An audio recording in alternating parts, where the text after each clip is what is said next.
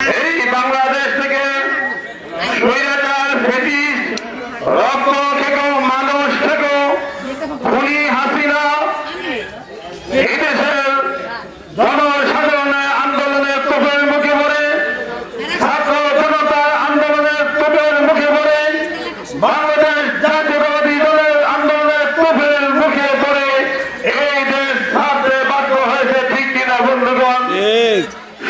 প্রিয় উপস্থিতি, আপনারা জানেন সেই 17টি বছর বাংলাদেশ আওয়ামী লীগের গুপ্ত সংগঠন নামে একটি সংগঠন, যারা বাংলাদেশে ইসলামী লেবাস লাগিয়ে, ইসলামী সাইনবোর্ড লাগিয়ে, ইসলামী ব্যবসার সহায় দিয়ে আজকে আমাদের মা বোনদেরকে বিভিন্ন ভাবে বিভ্রান্তি করছে।